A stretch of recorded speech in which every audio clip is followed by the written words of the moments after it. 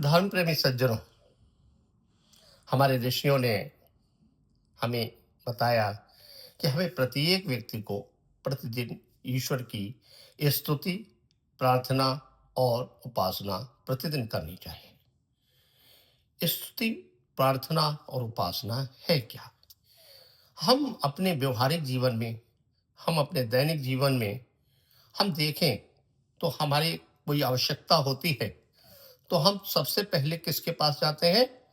हम अपने सामर्थ्यवान व्यक्ति के पास में जाते हैं।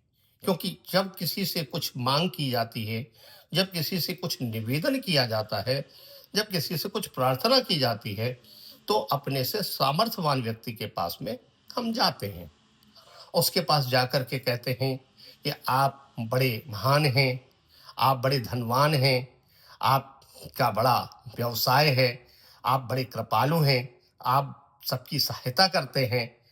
और इस प्रकार से हम उसके पास में जाकर के उसके गुणों की चर्चा करते हैं। उसके बाद हम उसके निकट बैठते हैं और फिर जिस कार्य से हम जाते हैं, उसके लिए हम उससे प्रार्थना करते हैं। तो ईश्वर की स्तुति क्या है?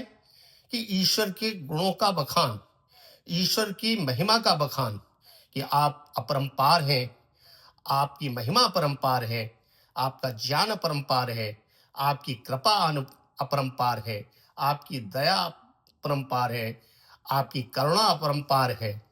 हम ईश्वर से उसके गुणों का, इसका परिणाम क्या होता है कि हमें ईश्वर के प्रति प्रीति होने लगती है। जब हम उसके गुणों को देखते हैं, उसकी विशेषताओं को देखते हैं, तो हमें उसके प्रति प्रीति का भाव उत्पन्न होने लगता है। अब हम उसके निकट बैठते हैं, इसको कहते हैं उपासना। और प्रार्थना क्या है? हे परमपिता परमेश्वर, आपके अंदर जो सामर्थ्य है, आपके अंदर जो गुण हैं, आपके अंदर जो कृपा है, आपके अंदर जो दया है, आपके अंदर जो करुणा है, वह गुण हमको भी प्रदान कीजिए। आप दुखों को दूर करने वाले हैं, आप सुखों को देने वाले हैं, आप हमें भी वह सब गुणों से युक्त कर दीजिएगा। ईश्वर स्तुति, प्रार्थना, उपासना के जो मंत्र हैं, उनमें पहला मंत्र आता है कि ओम विश्वानि देव सवितर दुरितानि परासो यद भद्रम तन्न आसो। इस मंत्र में भी हम क्या कहते हैं? पहले ईश्वर की स्तुति करते हैं। क्या कहते हैं? कि हे सकल जगत के उत्पत्ति करता, यानी सारी सृष्टि को बनाने वाले परमपिता परमेश्वर, आप समग्र ऐश्वर्य, तो आप सारे ऐश्वर्य से युक्त हैं, परिपूर्ण हैं। आप सकल जगत के उत्पत्ति करता है, समग्र ऐश्वर्य को देने वाले हैं आप। फिर हमने उनसे क्या कहा? हमने उनसे प्रार्थना की कि आप कृपा करके हमारे संपूर्ण दुर्गुण, दुखों और दुर्व्यसनों को दूर कर दीजिए।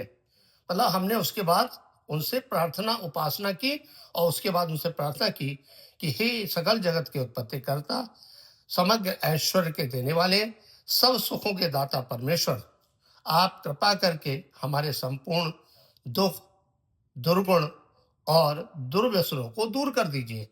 और जो शुभ कर्म हैं, जो हमें कल्याणकारी गुण, कर्म, स्वभाव और पदार्थ हैं, वह सब हमको प्राप्त कराइए।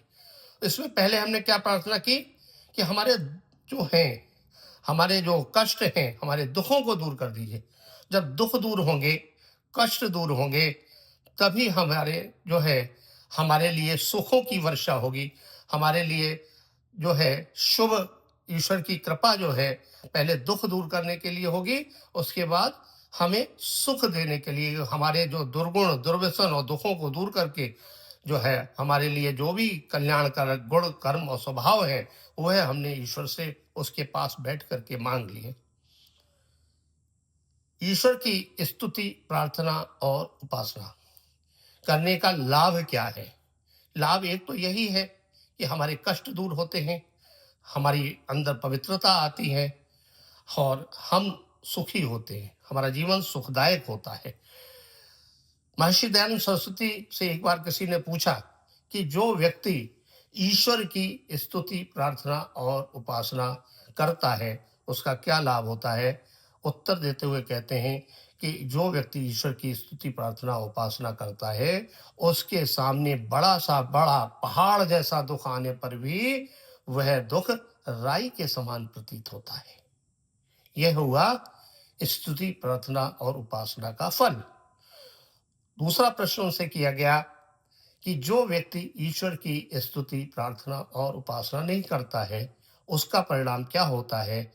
उत्तर देते हुए कहते हैं कि जो व्यक्ति ये सब नहीं करता है, उसके जीवन में राई जैसा दुख भी आता है, तो वह भी दुख पहाड़ के समान प्रतीत होता है।